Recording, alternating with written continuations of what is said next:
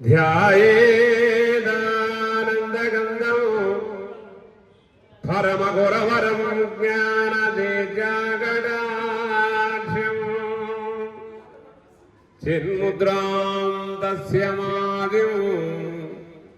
मनो मन्दिरं सुन्दराङ्गम् शान्तं चन्द्रावतंसम् शबरिगिरिवरो तुंगपीठे निसन्नं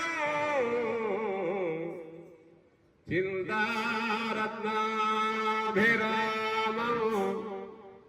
श्रुतिविनुतपदम्भोरुहं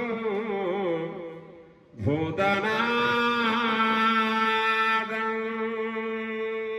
स्वामी शरणमय्यप्पा स्वामी